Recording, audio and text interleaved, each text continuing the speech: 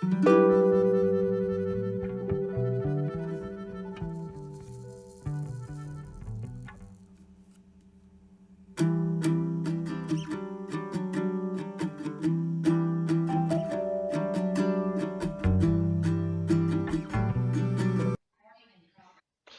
tal amigos? ¿Cómo están? Bienvenidos a su programa Sin Parentesco. Como siempre, Wilmer Mejía Carrión y... Carlos Mejía Cáceres. Muchas gracias a todos ustedes por estar siempre siguiéndonos en cada una de nuestras ediciones, en cada uno de nuestros programas.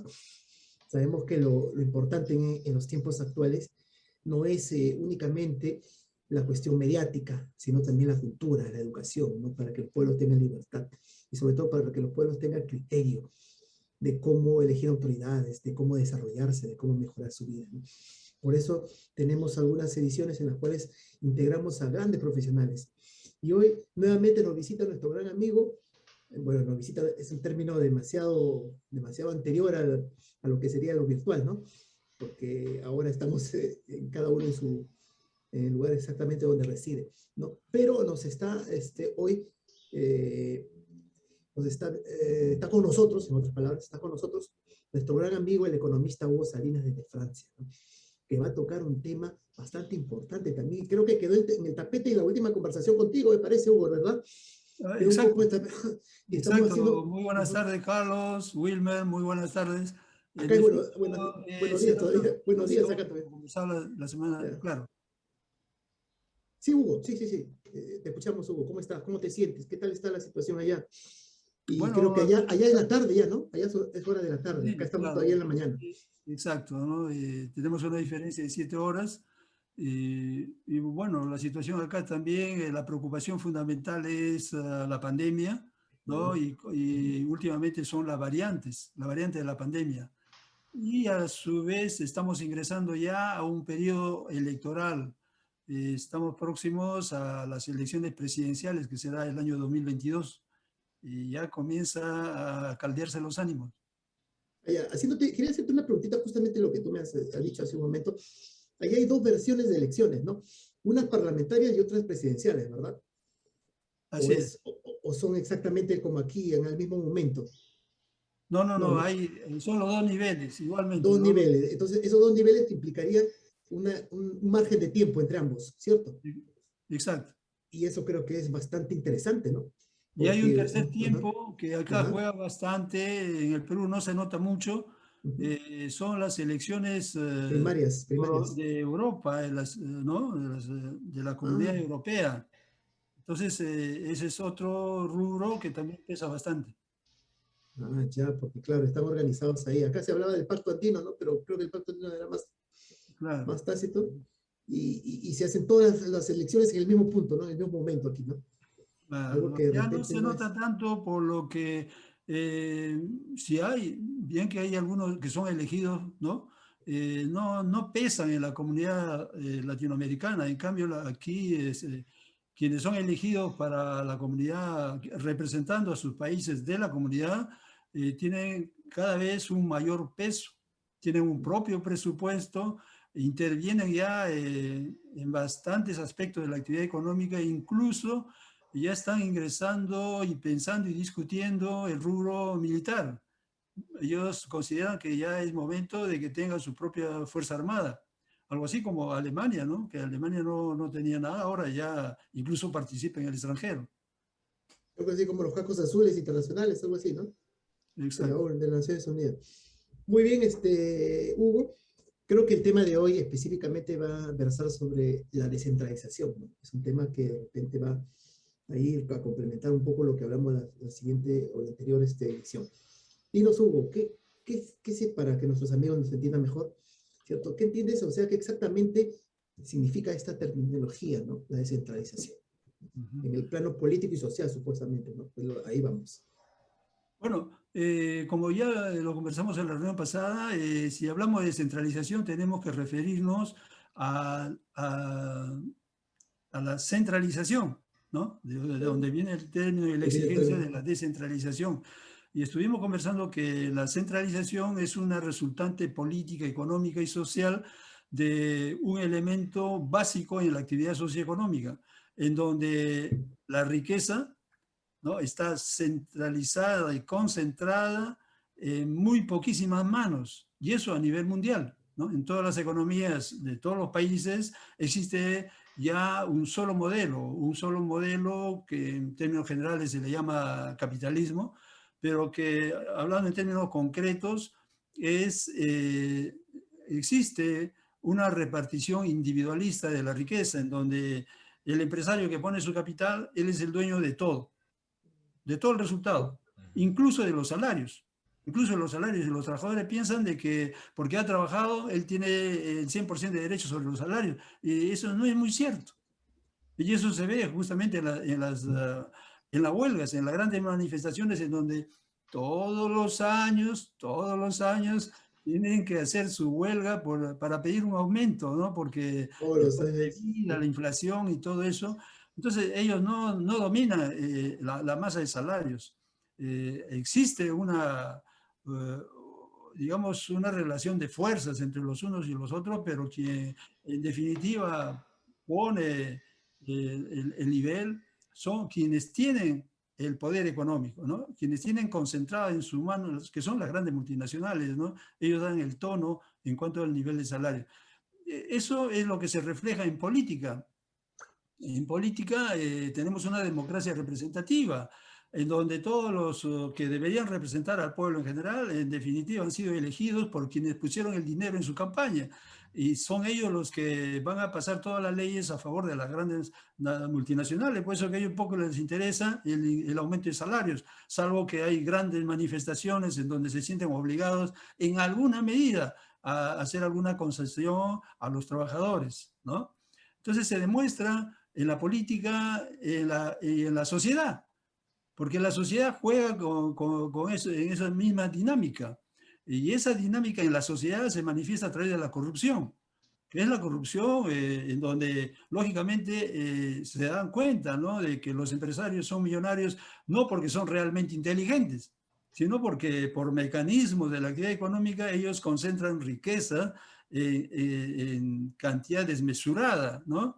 Y entonces se vuelve un juego corriente. Los políticos lo usan mejor, los congresistas lo usan mejor, pero también toda la población está en esa dinámica, ¿no? Porque es un elemento de la sociedad. Entonces, como respuesta a eso y de bastantes tiempos, yo me acuerdo mucho de un libro del profesor Romero de Puno, sacó un documento ya hace a mitad del siglo pasado sobre justamente la descentralización. Entonces, ha habido todo un proceso para ir poco a poco pasando la idea de que ante ese centralismo abusivo es necesario que la sociedad y la economía se descentralice. Entonces, han comenzado ya a ponerse en juego movimientos políticos que han hecho aprobar por las instituciones mayores de la sociedad este proceso de descentralización. Y han comenzado a aparecer los gobiernos subnacionales, regionales, distritales, los gobiernos que se piensa que ellos manejan el dinero que ellos reciben en sus presupuestos. Pero en definitiva, uno se da cuenta ahora de que no son ellos los que realmente manejan el dinero que se les ha otorgado. Sigue siendo el poder central del Ministerio de Economía el que maneja todo. Entonces, en definitiva, nos hemos dado cuenta de que no es un proceso de descentralización que se ha comenzado, sino de desconcentración administrativa. Desconcentración administrativa, ¿no? Interesante. Entonces, haciendo esa diferencia entre descentralización y desconcentración administrativa. Claro, porque yo he escuchado que hay gente que dice, oye, pero los gobiernos regionales tienen plata, más bien no saben ejecutar, que creo yo en parte es cierto, pero también hay una cuestión de que me parece a mí que los mecanismos que se usan para darles mayor dinero, mayor presupuesto, me parece que no son los más adecuados, ¿no? Hay una serie de entrampamientos ahí que no permiten a los gobiernos regionales realizar todas las obras. No sé qué tan cierto sea, ¿no?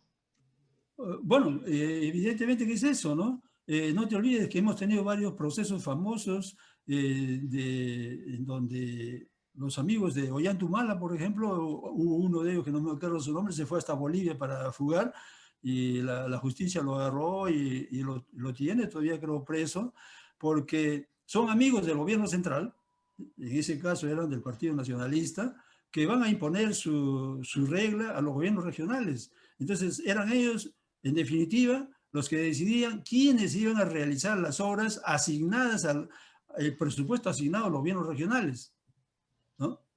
O sea, ese es el poder político central, el que sigue dominando, aparte de que como ahorita el nuevo presupuesto que acaba de aprobar o proponer nuestro amigo Franke, el ministro de Economía, una vez más, más del 70% del presupuesto nacional va a quedar en Lima, ¿no? Creo 18, 25% va para las regiones y un 13% para las municipalidades. A pesar de que los montos que se dan a los gobiernos subnacionales también son bajísimos, ¿no? En definitiva, quienes deciden por esos montos no son los gobernadores ni los alcaldes, son los ejecutivos del gobierno central, incluso la administración. Para que te pasen tu proyecto tienes que sobornar hasta el portero del Ministerio de Economía y Finanzas para que te dejen entrar, ¿no? Entonces, esos son los defectos del centralismo. Entonces, ¿cómo reaccionar? ¿Cuál es la respuesta al centralismo? A la centralización, a la acumulación del poder en poquísimas manos. Entonces, la descentralización para mí es como una mesa a cuatro patas, ¿no? Ese para mí es si queremos realmente realizar un acto de descentralización, tenemos que ejecutar cuatro mecanismos fundamentales, ¿no? Vean, la creación de la riqueza en todos los países se le mide a través del PBI, ¿no? El Producto Bruto Interno. Esa es la creación de riqueza neta de un país durante un año, un ejercicio económico. Ahora, este gran rubro tiene dos grandes subrubros. Uno es la masa de salarios, otro es la masa de ganancias, ¿no? Entonces, la masa de salarios está en manos de los bueno, entonces, digamos, ahí hay las dos patas de la mesa están ahí ya. La masa de salarios y la masa de ganancias. Hay otras dos patas. La otra pata es el financiamiento de los proyectos de inversión. Y la cuarta pata es el acto jurídico, la institución jurídica, la propiedad. Y para el proceso de descentralización tiene que jugar la propiedad colectiva. Entonces, si nosotros jugamos con esas cuatro patas de la mesa, recién estaríamos haciendo nosotros descentralización. O sea, jugar con la masa de salarios, la masa de ganancias, ¿no? Que dan en conjunto el PBI del país, jugar con el PBI del país, el financiamiento necesario para desarrollar los proyectos de inversión y la propiedad colectiva, que es lo que va a afianzar este proceso de descentralización. Esas son las cuatro patas de la mesa. Y diciendo muy brevemente cada uno de ellos, sería pues, la masa de salarios es porque, bueno, digamos en general son los trabajadores, la gente que trabaja y tiene una remuneración por el esfuerzo desarrollado. Esos son los salarios. Cuando el inversionista pone su capital, lo que está esperando es la masa de ganancias. Y entonces esa masa de ganancias, si queremos descentralizarlo, no debe quedar en la mano, en unas poquísimas manos. Esa masa de ganancias, porque es parte de la riqueza creada por la sociedad, debe volver a la sociedad, ¿no? Ese es un elemento que hasta ahora nuestros políticos y economistas no lo discuten, no lo conversan, y lo dan por hecho. Lo dan por hecho de que vivimos en un mundo en donde quien pone el capital, la totalidad de las ganancias es para él. Claro. Existe otro mundo, y existió otro mundo, en donde las ganancias netas deben volver a quienes crearon la riqueza, ¿no? Y a eso yo le llamo la remuneración de base. O sea, aparte de que existe el salario para los trabajadores, debería existir la remuneración de base, que es una noción ya que se está difundiendo a nivel mundial, fuerte.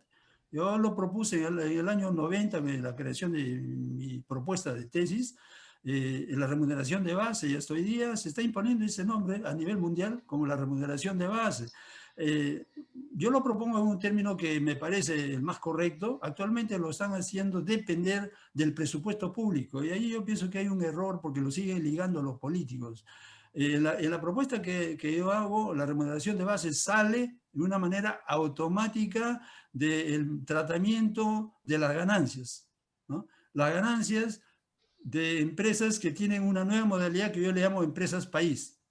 Entonces, esas empresas pertenecen al país. O sea, el capitalista, el dueño del capital, es el país. Y como es el país que puso, entonces las ganancias le pertenecen por lógica, le pertenece al país. En esas condiciones es fácil, sumamente fácil, realizar esta operación de la distribución entre todos los habitantes del país de la totalidad de las ganancias de las empresas país. Y a eso yo le llamo, con ese contenido, la remuneración de base. Entonces, si nosotros tenemos a que los que trabajan tienen su propia remuneración, su salario, su remuneración, y a todos los habitantes del país tienen el resto a través de la remuneración de base, entonces la totalidad de la riqueza creada por el país está en manos, digamos, en los bolsillos de todos los habitantes del país, en esas dos modalidades, ¿no? Salarios y remuneración de base. Pero para que esta sociedad, esta economía subsista, tiene que existir una institución que se llama la propiedad comunitaria, ¿no? Porque hoy día existe la propiedad privada que garantiza al dueño del capital que la totalidad de sus ganancias será de él, ¿no? Esa es la propiedad privada que le garantiza ese hecho. Entonces nosotros tenemos otro modelo como para hacer el proceso de descentralización, es el que la totalidad de las ganancias vaya hacia la totalidad de la población que lo ha creado, ¿no? Entonces, esa institución es la propiedad comunitaria. Y están las cuatro patas de la mesa que permitirían realizar un efectivo y real proceso de descentralización, ¿no? Porque Hugo, con esa remuneración de base, ¿ya?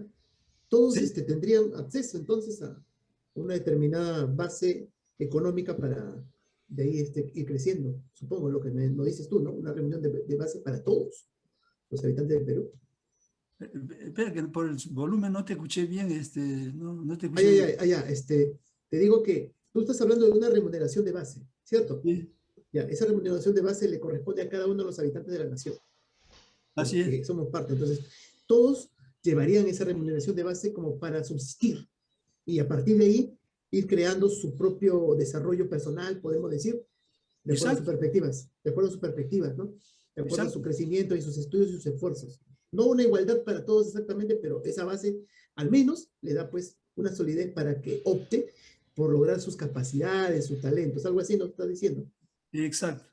Eso es lo que va a permitir generar una nueva economía y una nueva sociedad.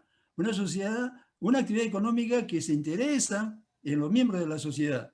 Esa actividad de esa naturaleza, esta actividad socioeconómica de esa naturaleza, no depende de los grupos políticos ni de los partidos políticos, en absoluto. Y entonces, si no depende de los políticos, ahí se elimina la corrupción de hecho. No necesita ni una ley. La corrupción ahí totalmente eliminada, la gran corrupción sobre todo, porque quedaría esa corrupción de los ciudadanos, ¿no? Pero la gran corrupción que maneja el bien público no tendrían ningún acceso. Los políticos no tienen ahí en ese modelo ningún acceso a esas variables, como la masa de salarios, ¿no? La masa de salarios es el trabajador que recibe su salario y que lo maneja. La remuneración de base van a ser todas las personas que lo reciben en forma directa. Entonces ahí no tienen, el monto de eso no está definido por un presupuesto público, por un congreso que va a sacar una ley, que va a dictaminar el mínimo de salarios, aumento de salario, no, porque la remuneración de base es producto de la interacción de variables, ¿no? Yo tengo una pequeña fórmula que he mostrado en donde, por ejemplo, yo le digo, ¿no? El PBI 2, porque es en un sector 2, el PBI 2, le descontamos los salarios que ya se lo llevan los trabajadores, quedan los beneficios. Ese total de beneficios, ¿no? Del sector 2, solo del sector 2, que son creadas por empresas país, lo dividimos entre el total de la población y cada uno tiene un R, que es la remuneración de base. O sea, ahí no interviene para nada los políticos. Y por tanto, la corrupción, la gran corrupción, es igual a cero. ¿No? Entonces, no necesitamos leyes, ni policías, ni cárceles, ni nada. Es un nuevo modelo, una nueva economía y una nueva sociedad. Eso, ¿no? Hugo, me hace recordar un poco a Noruega, ¿no? Hasta lo que yo tengo entendido, en este país, inclusive Noruega como país tiene acciones en Google, tiene acciones en Facebook y las ganancias que se dan, prácticamente cada noruego tiene dinero, o sea, solo por nacer en Noruega tienes algo así como $2.000, ¿no? Porque las acciones que Noruega como país gana, Generado, ha ajá, ganado, generados, ¿no? En ya Google, en Facebook, garantiza, claro. garantiza eso. Entonces, no, los noruegos ahí tienen un sistema que me parece se parece a lo que tú estás planteando. Exacto, exacto, se parece bastante y como te digo, ahora ya está de moda. Desde hace varios años ya Estados Unidos lo había aplicado, ¿no? Eh, y otros países como incluso en Brasil ya han hecho una experiencia, pero todos estos modelos que se han aplicado de una y que le toman un nombre u otro nombre, que al final es la idea esta de la remuneración de base, lo hacen depender del presupuesto público. Como en el caso de Noruega que tú mencionabas, los ingresos que tiene ingresan al presupuesto público a llenar ese fondo y luego va, con decisión de los políticos, va a ser distribuido en función de la decisión de los políticos, Ujú. ¿no? Si es para los pobres, si es para los menores de edad, si es para los padres de familia, ¿no? Y ahí empieza Bueno, la corrupción, pues ahí empieza la entonces corrupción. está en Ese, manos de ese, los políticos. Y O ahí es el sea, problema. tú estás ahí empieza. planteando, o sea, Noruega se acerca a lo que tú planteas, pero como está en manos de los políticos, ahí hay una diferencia. Exacto. Tendría que Exacto. superar en todo caso esa, Ellos esa hacen limitación, ¿no? depender esta acción de la remuneración de base del presupuesto Mm. público. Y el presupuesto público lo manejan los políticos, el presidente de la República, los congresistas, bueno, todos ellos ingresan a manejar el presupuesto público. En el modelo que presento, no, todo depende de las variables de la actividad económica. No necesitamos la Ya. participación de los políticos y esto lo hace más sano a la actividad económica, mucho más sano, ¿no? Y en donde el elemento que no he conversado mucho es justamente el financiamiento, ¿no? Esa es una de las cuatro patas de la mesa, el financiamiento. En el caso de las empresas país, el financiamiento proviene del país, por eso es que se llama empresa país. Y el financiamiento, en este caso, es un financiamiento, por decir en términos teóricos, ilimitado y gratuito. Es una cosa de loco, pero es así, es un modelo que nos trae ya la humanidad, que lo ha practicado la humanidad. La humanidad lo ha practicado en términos de autoconsumo. Aquí lo único que estamos haciendo es practicarlo en términos de economía de mercado. En términos de economía de mercado tenemos que utilizar el salario, las ganancias. Antes no existía eso, pero el contenido sí ya existía, ¿no? Entonces, este financiamiento es más o menos ilimitado porque es el país que sustenta el financiamiento. Como ahora, la moneda, por ejemplo. La moneda ahora, por ejemplo, el dólar, ¿no? El dólar, decimos que lo está jugando Velarde, pero no es así en definitiva. El sol, el sol depende de la confianza que le tenga el pueblo, y eso lo hemos tenido una gran experiencia con uno de nuestros presidentes, Alan García. Cuando comenzó a hacer una emisión monetaria sin control, todos perdieron confianza en el sol y querían deshacerse del sol inmediatamente, ¿no? Entonces, el dinero, el valor del dinero está en la confianza que le pone el pueblo a ese monto definido. Entonces, comprender bien el rol del dinero, cómo es sus vaivenes, es sumamente importante, ¿no? Porque esta cuarta parte de la mesa, esta pata de la mesa del financiamiento, es indispensable para un desarrollo acelerado en el país. El país tiene y puede emitir cantidades de dinero sin límite, a condición de que ese dinero vaya a proyectos de inversión y proyectos de inversión, pues no con corrupción, proyectos de inversión rentables. Si el país envía, por decir, a la creación de una empresa por 1.000.000 de soles y esa empresa al final del año tiene 1.500.000 soles, mira, ya tiene una ganancia neta con solo emisión monetaria y tiene para devolver el millón que le prestó el país. El país no se perjudica en nada, al contrario, ha generado riqueza. Entonces, tenemos que entrar a comprender, todos nosotros como ciudadanos tenemos que entrar a comprender esta dinámica de la actividad económica, porque nos compete a todos y nos golpea a todos, ¿no? Entonces, este financiamiento ilimitado pues contradice totalmente la idea que tienen nuestros gobernantes hasta ahora, con Castillo incluso, de que nosotros somos un país pobre y por lo tanto tenemos que prestar. Ya lo dijo Frank en estos días de la exposición, ¿no? Que nuestra deuda pública se ha incrementado tremendamente y que nuestro servicio de la deuda ha subido en términos porcentuales de una manera exorbitante, ¿no? Porque queremos resolver nuestros problemas pidiendo a los bancos internacionales y ellos de todas maneras se las cobran, ¿eh? Con ellos no hay, no hay, Claro, claro. no hay postergación, O sea, nada. Ellos ponen su están dinero y lo planteando cobran ahorita, como fuere, ¿no? están planteando ahorita un préstamo. Estamos otra vez en ese camino. Y claro, y ahí nos estamos empobreciendo cuando nosotros podemos emitir dinero, tenemos la solvencia, el país está dispuesto a aceptar, a condición pues de que demostremos que no va a haber corrupción en nuestro grande proyecto de inversión. Además, nuestros proyectos de inversión deben ir a resolver nuestros problemas.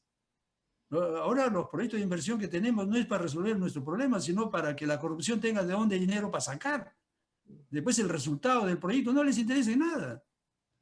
Por eso que muchos proyectos de inversión están ahí, ni siquiera han comenzado, pero ya el inversionista se llevó todito y desapareció, ¿no? Y lo están diciendo estos días. Claro. Los préstamos de Vizcarra han sido con garantía del Estado.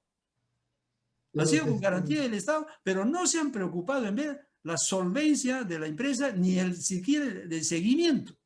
Una empresa privada que preste dinero jamás va a prestar dinero a uno que no tenga solvencia y jamás le va a dejar libre en el mercado.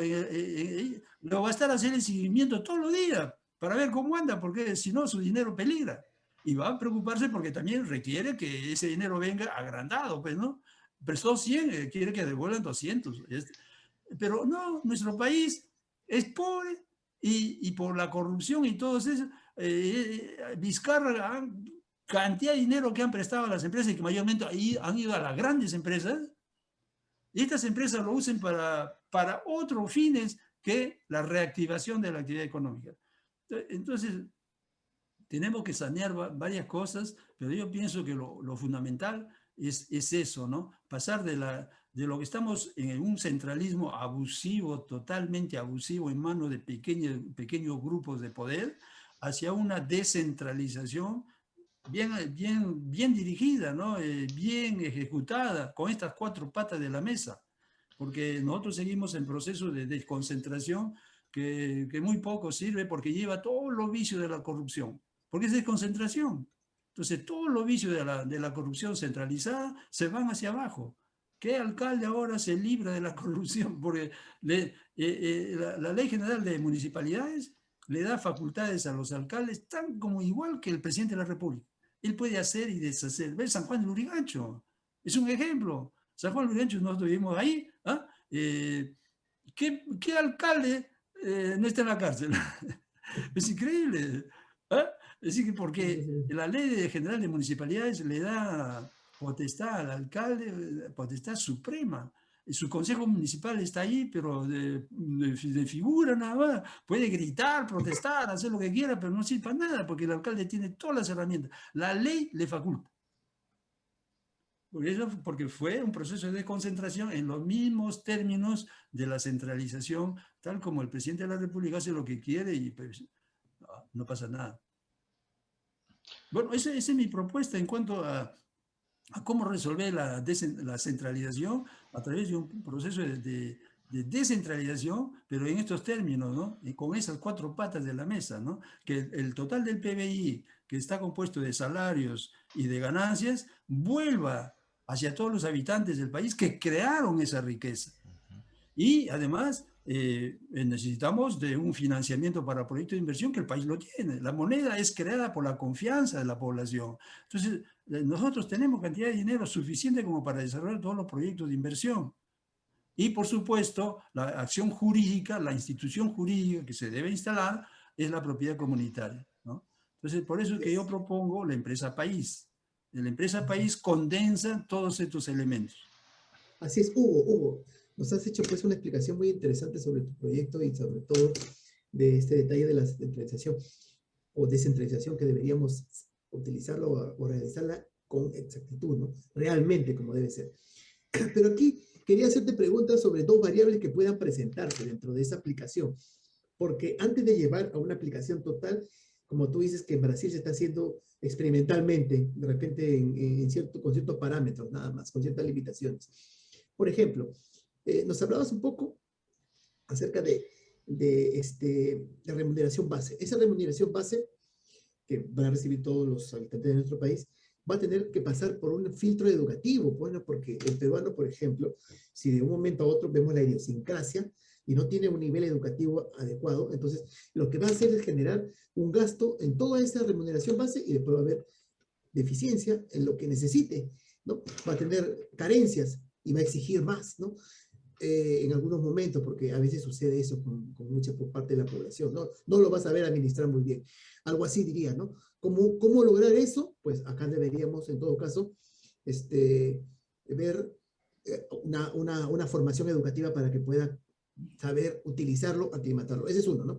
Dos, el otra pregunta sería en cuanto a, el Perú tiene pues ganancias y va a recibir una serie de beneficios por sus empresas país que tú nos cuentas, ¿no? Pero acordémonos un poco que nuestras actividades son más extractivas, ¿no? Y dentro de un proceso de crecimiento a nivel internacional, porque dependemos de la cuestión internacional con las ganancias que van a entrar a cada nación, ¿no? Al momento de exportar, ¿no? Hay muchas naciones que ya están desarrollando la actividad industrial. Entonces tenemos limitaciones en esta actividad. Más estamos abocados a la cuestión extractiva, ¿no? Y eso lo hemos visto en muchos momentos de la historia, ¿no?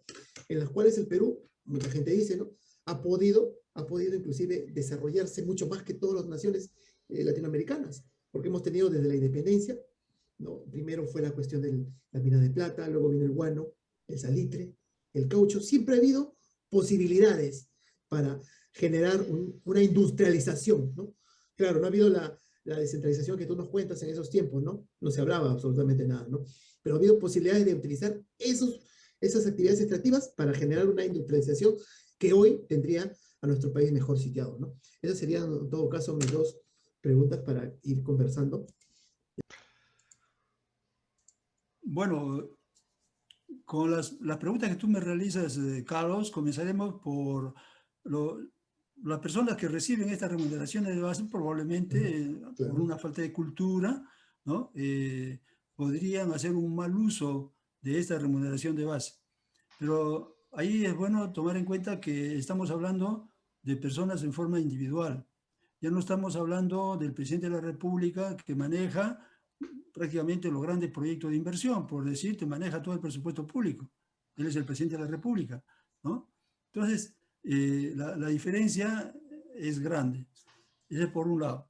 Por otro lado, así esa persona hiciera un mal uso de sus recursos, está realizando un consumo. Está realizando un consumo que va a servir para dinamizar la actividad económica, ¿no? Y el otro elemento que es el más importante y que lo va a centrar a la persona es la dinámica que les estaba conversando. Esta remuneración de base es el resultado de una operación matemática bien simple. El PBI menos salarios entre la totalidad de la población es igual a la remuneración de base. Entonces, si la persona, por ejemplo, que es el caso extremo, no se interesaría solamente en gastar y no trabajar, entonces lo que va a suceder es de que el PBI va a caer necesariamente porque no trabaja. Si un buen sector de la población de trabajadores deja de trabajar por que está recibiendo esa remuneración de base, entonces el PBI cae. Si el PBI cae, la remuneración de base cae también, ¿no? Entonces, eso va a ser un efecto directo sobre las personas, inmediato, ¿no? Ya no va a venir por un llamado a la cordura del presidente de la República o los congresistas, no, lo va a sentir en su bolsillo.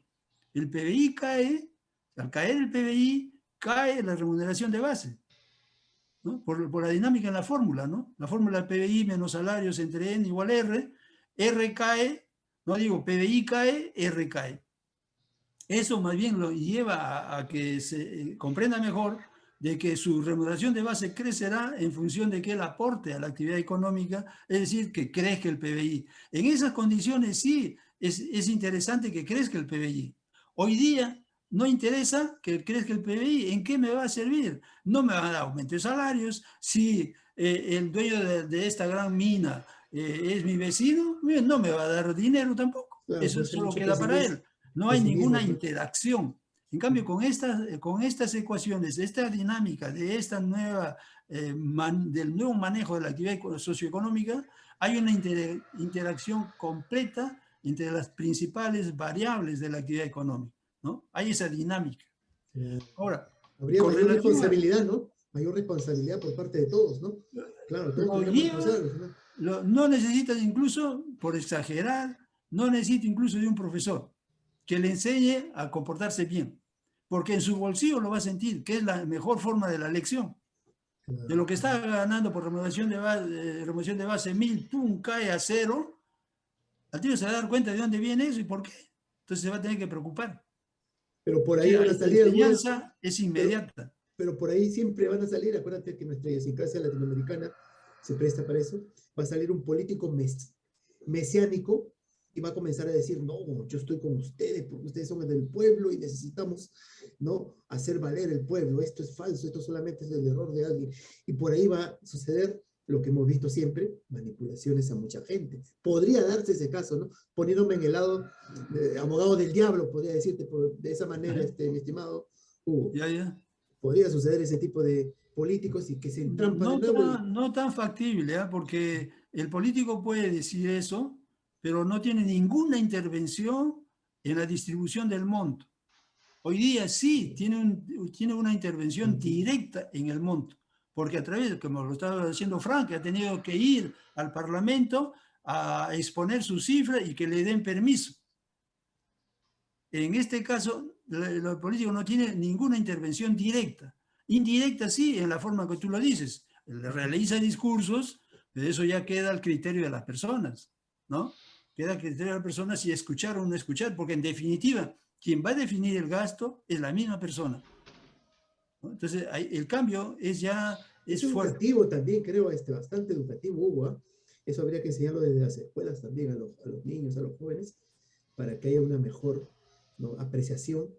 Y Indudablemente que es conveniente ante la aplicación de este modelo exista una campaña de difusión, exista formación, en los colegios desde temprano se le debe, ya desde temprana edad, se le debe decir por qué él recibe ese dinero, de dónde viene, para que tome conciencia. Eso es indudable, ¿no?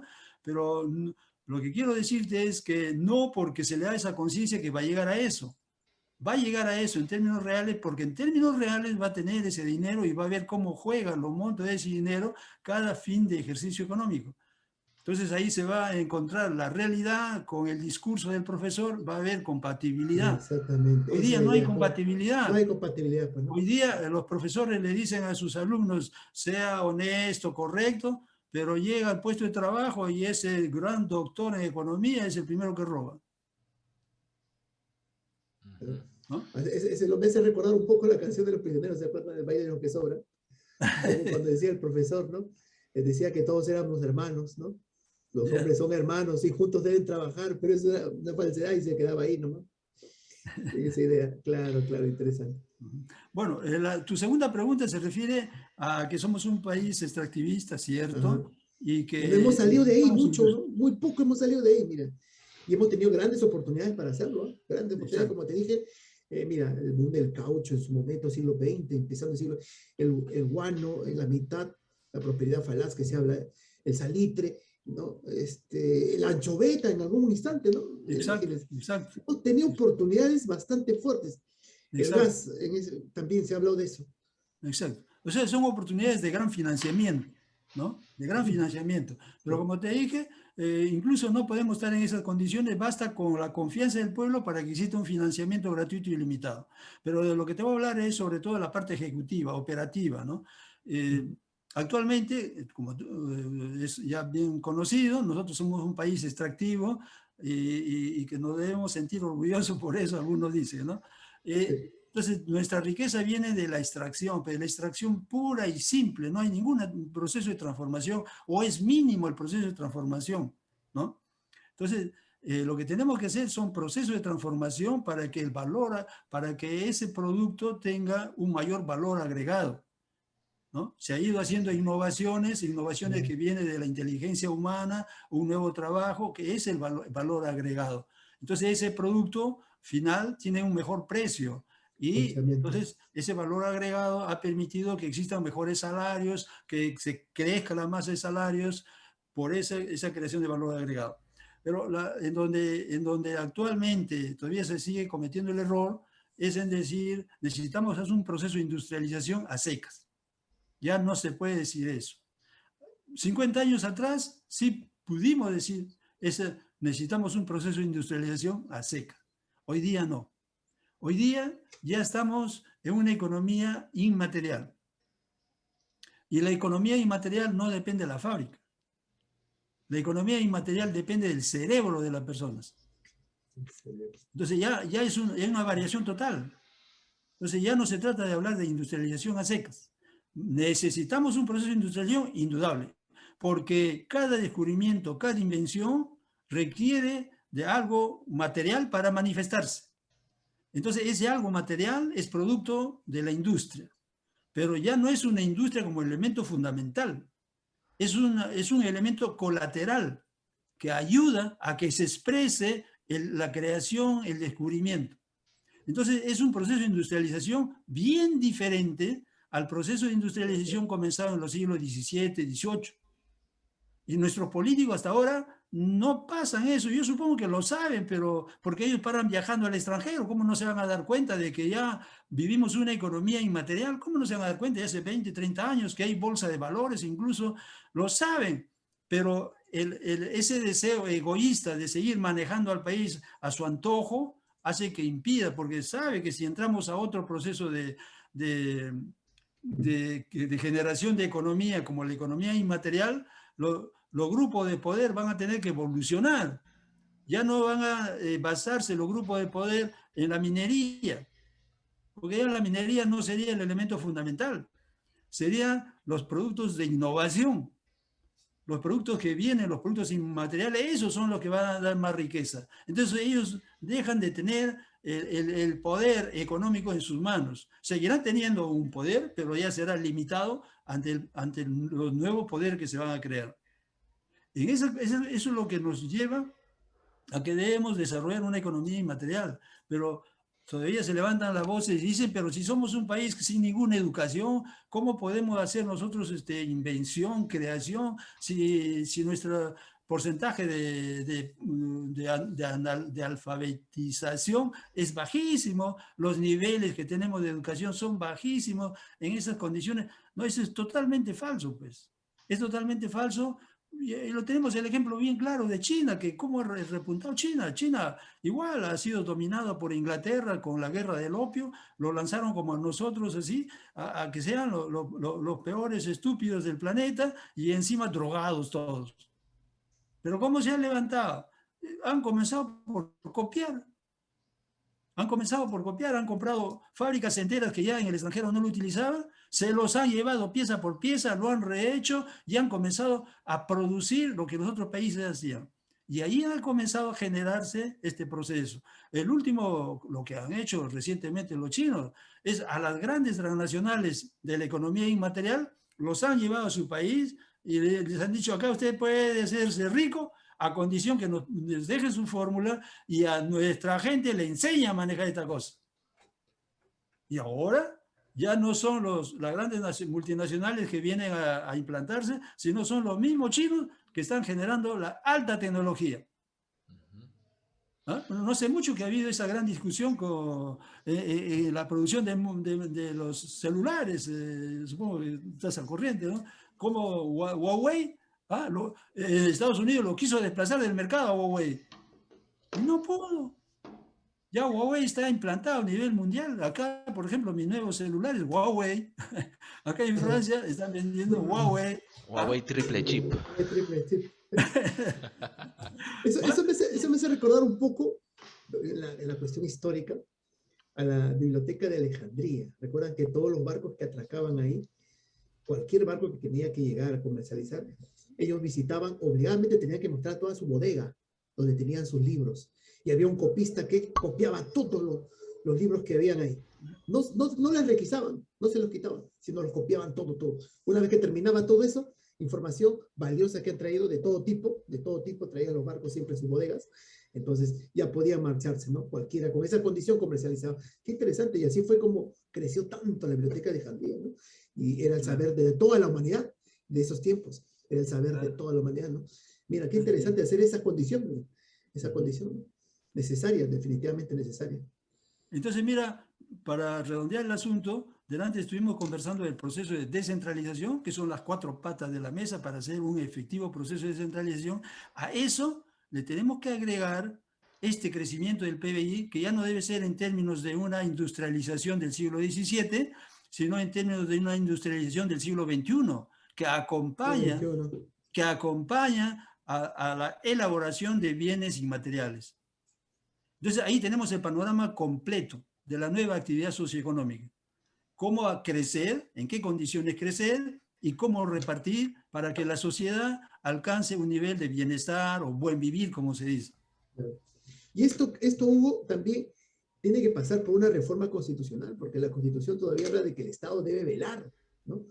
El Estado debe velar por la educación, ¿no? Por la salud integral, por la educación gratuita, en fin. Por ahí todavía hay cosas que se van a mantener y van a ser de repente ciertos, que le puede decir, ciertos escollos o ciertos lastres como para no poder implantar experimentalmente, claro está, ese nuevo modelo, ¿no? Por ahí tiene que haber una reforma constitucional también. Indudablemente que para que todo este modelo se desarrolle al 100%, indudablemente que se requiere de una nueva constitución. Pero el inicio de este modelo no lo requiere. Ahora están haciendo esta cosa de que primero la nueva constitución para poder avanzar. Eso es falso. Eso es falso. Totalmente falso. Que comience a hacerse ya los papeles, el pedido del kit electoral y todas esas cosas, que ya comience el proceso de concientización para la nueva constitución, incluso que ya se comience a poner las fechas para eso, perfecto. Pero decir que primero eso y después lo otro, no. No, ¿por qué? Porque la misma constitución actual, la de Fujimori, tiene todos los elementos para iniciar este modelo que te estoy diciendo. Tiene todos los elementos. Incluso en la Ley General de Municipalidades está el principio de subsidiariedad. El principio de subsidiariedad que está en la Constitución y que está en la Ley General de Municipalidades dice simplemente que cuando el poder superior no resuelve los problemas de la población lo puede realizar por ella misma. Hasta en la Constitución.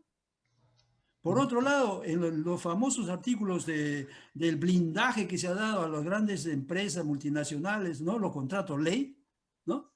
Es cierto, existe eso, pero a su ladito existe otro. Ahí nomás en el mismo artículo dice, por fuerzas, ¿no? Por decir así en términos generales, por fuerza mayor, el país, el Estado está en condiciones de realizar las acciones económicas necesarias. O sea, hacer empresa. Está dicho ahí. Está dicho, entonces. Está dicho, o sea, para comenzar un nuevo modelo no hay ningún impedimento.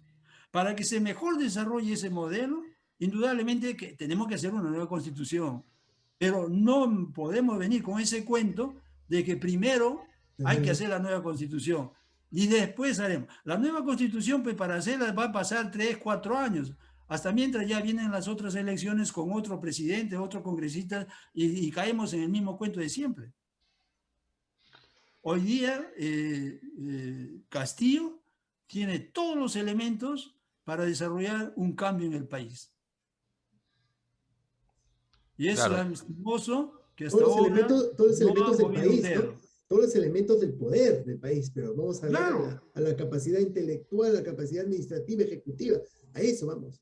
También porque y eso, pues, también, yo supongo que su equipo, pues, lastimosamente, este nuevo modelo que les estoy hablando, no lo han escuchado o no calen ellos, no lo entienden, tienen miedo de lanzarse hacia el futuro, porque hay que tener agallas también para lanzarse al futuro. El empresario, por eso es que el empresario gana siempre, porque el empresario actual tiene agallas, arriesga, se lanza, si pierde, se levanta y nuevamente avanza. Claro, En sí, cambio, nuestros políticos actuales, izquierdistas y ellos, tienen miedo a todo eso, tienen miedo a perder, tienen miedo a una cosa, lo terruquean, ya se asustó. Le dicen, uy, tú eres terruco, ya el pata ahí mismo se mete debajo de la cama. No, hay que ser empresario, la mentalidad de empresario, de generar una nueva economía, una nueva sociedad, es una empresa. Es querer hacer las cosas, lanzarse, arriesgarse, osar. Que eso es lo que falta, pues. Y eso es lo que estamos viendo que cero en audaces. Castillo parece que le falta, ¿no? Se está callado, le dan un lapo y como en la religión le pone otra mejilla para que le den otro lapo. Bueno, No, hay pues, unos que dicen que se está humanizando, ¿no? Que ya está volviéndose hacia otro Humala que va... exacto. Sí, bueno, Ahora 2.0. 2.0, ¿no? No, pero eso ya se veía venir, ¿ah? Porque eso de que iba a volver el Claro, país eso ya. comunista, socialista, eso eran tonterías, pues. Porque Eso era para Castillo, asustarlo, pues, para asustarlo.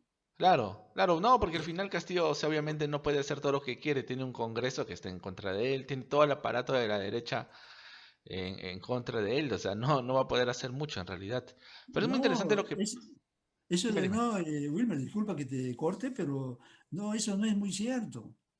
Él tiene todas las ventajas para, es presidente de la República. Nosotros tenemos una constitución presidencialista. Ujú, Normalmente Claro, nos dicen que presidencialista. nosotros somos un país de democracia representativa en donde hay 4 poderes equilibrados. Es falso. Nosotros vivimos en una economía presidencialista y hace un momento estábamos conversando. El alcalde es absoluto, su poder es absoluto en la provincia o el distrito gracias a la ley de municipalidades. ujú. En nuestra constitución le da al presidente todos los poderes. Si el presidente quiere eliminar al Congreso, en 2 patadas lo elimina. Entonces, no es nada, la constitución le faculta. Y hace un momento estábamos conversando que la constitución Fujimori faculta al Estado, al gobierno, realizar empresas al estilo, aunque sea empresas públicas, aunque sea, pero desarrollar empresas para resolver problemas del país. ¿No? Entonces, ahora, por ejemplo, estamos con esto de los convenios como el gas, por ejemplo, el problema del gas. El problema del gas, dicen, es insoluble porque hay ya un contrato ley. No lo podemos... Es falso, pues.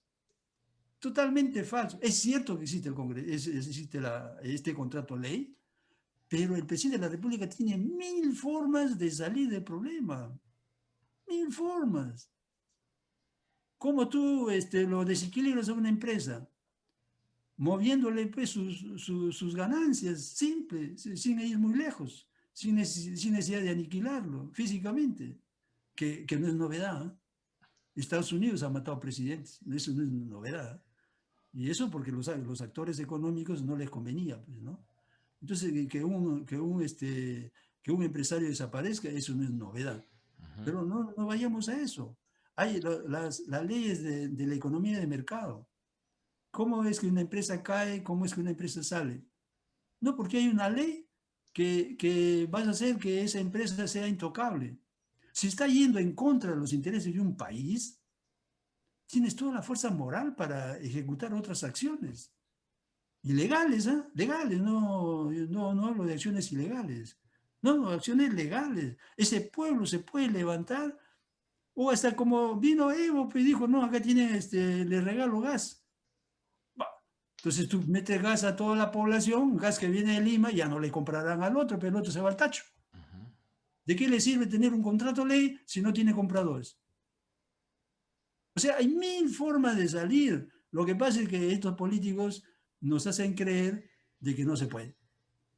Claro, yo recuerdo un poco de lo que también se estableció en los tiempos de Leguía, ¿no? Para tirarse abajo un poco a la oligarquía de los que trabajaban la tierra, bueno, porque tenía las azucareras, enormes azucareras, y comenzó a controlar el agua, haciendo pues una ley de aguas, ¿no?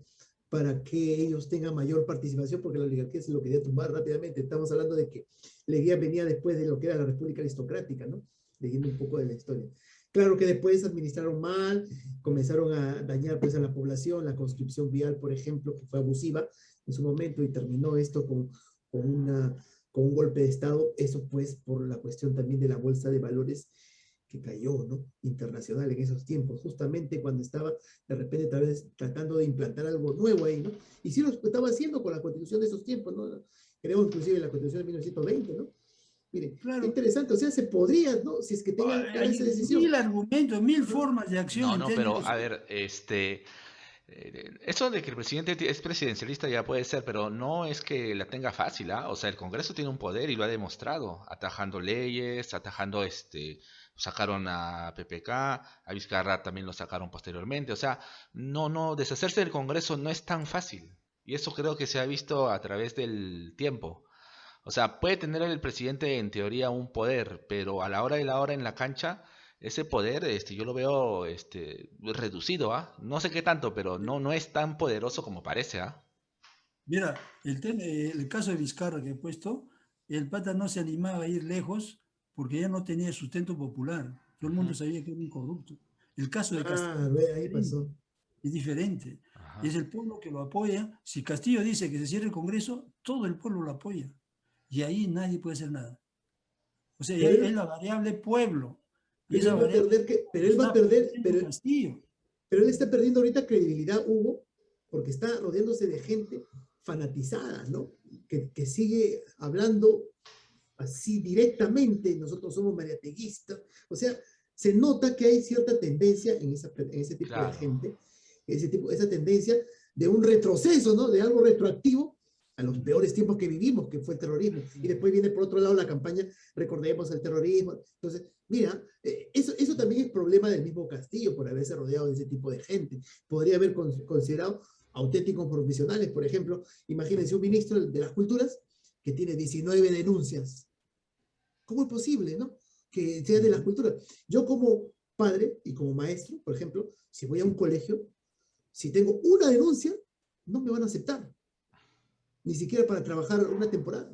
Y yo como padre que tengo a mi hijo, tampoco vería a un docente que tenga una denuncia de una manera justa o correcta, ¿no? O confiaría en él. Miren, y esto sucede. Entonces, ahí también es el factor suyo, la ineficacia de sus decisiones, porque podría haberlo hecho mejor, o no, Hugo. Claro, yo voy más por el lado de que ya se está viendo, en Castillo había una esperanza porque había un voto popular fuerte. Y la duda que desde el principio yo he tenido es la capacidad que tiene ese grupo, no solamente de Castillo, sino el grupo de Castillo, la capacidad de generar una nueva economía y una nueva sociedad. Y en esas conversaciones que siempre he estado realizando, es fácil de entender que Castillo no estaba a ese nivel y Ujú. ahora lo demuestra. Castillo no está al nivel de generar una nueva economía, una nueva sociedad. Entonces, fácil presa de quienes tienen el poder en diferentes sectores, ¿no? Porque va a jugar igual, de igual a igual. No va a poner en valor el fuerte peso que tiene la población que apoya a un presidente de la República. Eso es fuerte, ¿no? Ujú, claro, Entonces, sí. eso ya lo está perdiendo y ahí Está ya. perdiendo precisamente por esas malas jugadas. Es como yo estoy en un tablero de ajedrez, ¿no? Ujú. Si comienzo a hacer avanzar los peones por aquí, por allá, y comienzo a poner piezas en lugares donde voy a arriesgarlas, donde voy a perderlas, entonces estoy mal yo. ¿No? Yo estoy mal ahí. Claro, vuelvo a esto, ¿no? De que no tiene el modelo, porque él debió comenzar a poner piezas en función del modelo, del cambio de En función del modelo, modelo, pues esa es ¿no? la idea. En función del cambio de modelo. Por ejemplo, dentro de las propuestas que yo hago, ¿no? Las propuestas para instalar el modelo. Una de ellas son las 60 ciudades del Sol y la Luna. Las 60 ciudades del Sol y la Luna son 60 ciudades que tienen que salir de cero, ¿no? Y eso no es nada nuevo. A nivel mundial hay ya cientos de ciudades que han salido a partir de cero. El Estado los ha construido a partir de cero. Eso ya no es ninguna novedad, ¿no? Entonces, lo que tiene que hacer él es sacar 60 ciudades a partir de cero, pero con el nuevo modelo. Y, por ejemplo, con solo ese proyecto yo he puesto como cinco posibilidades de acción, ¿no? Una de estas es las 60 ciudades. Con estas 60 ciudades del Sol y la Luna se estarían moviendo alrededor de 3 millones de personas. se estaría ocupando a una cantidad de más o menos 2 millones de personas y se estaría resolviendo el problema de cerca de 1 millón de personas que no tienen ningún ingreso. Los viejitos de la sierra, de la costa, los que han trabajado y no tienen jubilación, se les resuelve el problema de ellos. Entonces, estás resolviendo problemas de sociedad y estás metiendo el nuevo modelo y no le estás haciendo daño a nadie, ni siquiera a los empresarios. Ni siquiera a los empresarios de acá, menos a las transnacionales. No tiene necesidad para tocar, por ejemplo, a Conga, Tía María, ni siquiera tocarlo, déjalo por ahí, ¿no? Porque tú lo vas a hacer con los recursos que tiene el país, la emisión monetaria, y vas a resolver haciéndole casas, acueductos, y para eso no te necesitas traer nada del extranjero, todo lo haces con recursos del país. A eso lo llamo yo un movimiento, una economía abierta, un movimiento endógeno. Un movimiento endógeno, pero sin cerrarse al mundo, porque vivimos en una economía de mercado. Entonces no te puedes cerrar del mundo. Y haces con toda la tecnología que ya se va conociendo, tecnología utilizando los recursos del lugar, y estás moviendo gente y eliminando el desempleo. O sea, eso, para hacer eso, él no necesita ni un permiso ni del Congreso, ni del Banco Central de Reserva, ni del Ministerio de Economía. Es él, lo que se llama el líder. Y todo tiene que ponerse en su forma de caminar. El Banco Central de Reserva tiene que ponerse, porque él es el que lo elige. El ministro de Economía y Finanzas tiene que ponerse a su paso porque es el que lo elige. Entonces, el presidente de la República tiene todos los elementos, porque vivimos este tipo de economía, de política presidencialista, tiene todos los elementos para generar una nueva economía, pero no está pues, en su alcance, no está en su ambición. Entonces él quiere seguir jugando con las mismas cositas de ahora para hacer un regalo para acá, otro regalo para acá, aumentar a las viejitas, sí, cositas así. Así pues lo van a sedantes por aquí, sedantes por allá. Claro. Bueno, es que bueno, se ha visto que pues no tiene la capacidad No tiene la lastimosamente para capacidad, hacer. pues. Eso se veía desde hace tiempo, ¿no? De la Porque tú campaña veías se cómo veía. hablaba y todo eso, se notaba una falta de preparación en lo que son las gestiones, la cuestión pública del Estado, ¿no? Pero bueno, claro, es muy interesante lo que planteas, ¿no? Que el presidente tiene todo este poder que podría usarlo, aunque no lo usa.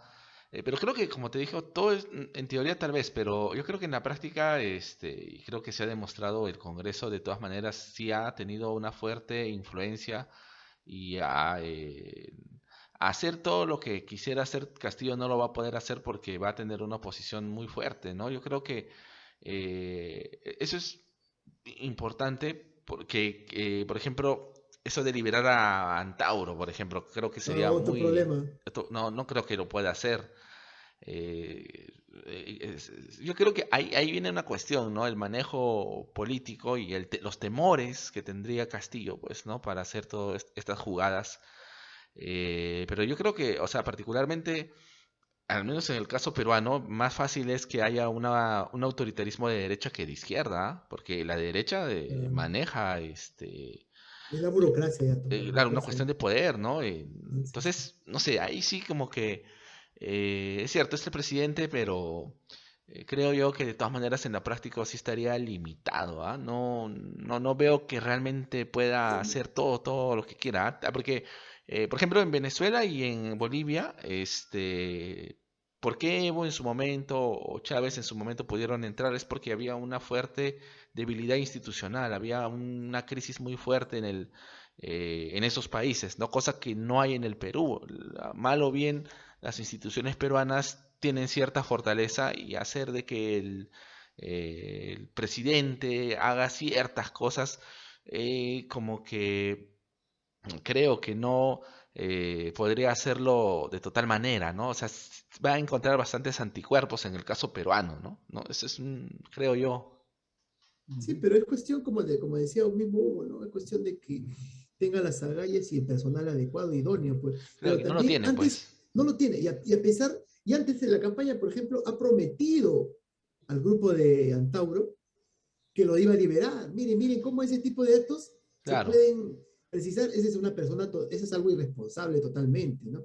Sin conocer realidades, sin saber todo lo que generaría ese tipo de actos, se están creando promesas anteriores. Entonces, y esto va a generar un conflicto mayor con ese grupo, ¿no? Con ese grupo. En fin, Hugo, es muy interesante, ha sido muy interesante Pues sí, sí, el tema de conversación. descentralización, pero en los términos que lo propongo, es Sí, muy, sí, muy excelente. importante. Has estado bien claro, hemos entendido. Es concentración y eso Claro. no va por ahí. No va a llegar a nada, ¿no? Ha sido bien claro, bien clara tu explicación, hemos hablado algo también de Así nuestra es. realidad política, pero el tiempo, como dice Wilmer, siempre es tirano, ¿verdad, Wilmer? Así es tirano y bueno, ya tenemos que despedirnos. Bueno, ha sido muy agradable, siempre es muy agradable conversar contigo, Hugo, siempre salimos aprendiendo cosas, que justamente eso es lo importante en la vida, aprender. De verdad, muy agradecido por tomarte el tiempo de conversar con nosotros y bueno, también pues nutrir las mentes de las personas que nos escuchan o nos ven a través del YouTube o del Internet. Claro. Así que Te bueno. agradezco también a ti, Carlos, esa oportunidad que me dan ustedes de conversar ese tema, motivarme yo mismo también un poco. Sí, te allá, motiva bastante. ¿no? Nos motivas también. Claro, claro que sí. Un fin de semana formidable. Gracias. Un fin de semana, Bueno, gracias a ti. Y pues bueno, más adelante, de repente, también te tendremos nuevamente para ver un tema quizás algo distinto. Siempre Lo vamos a ver. siempre vamos a poder. A las órdenes de ustedes. Ya, gracias. Perfecto. Muchas gracias, Hugo. Bueno, amigos, eso sería todo en esta sesión y los esperamos, pues. No sé si la próxima semana podremos hacer algo, Carlos. ¿Cómo va tus tiempos? Ya lo veremos. Pero sí, podemos hacerlo también, pero los fines de semana o las claro, noches. Vamos a ver eso. Bueno, vamos a ver eso los sería. horarios. Claro, así es, Carlitos. Bueno, horarios. eso es todo, así que esperamos que la hayan pasado bien, se hayan nutrido y hayan aprendido algo. Y con nosotros será hasta una próxima sesión. Nos vemos. Chao.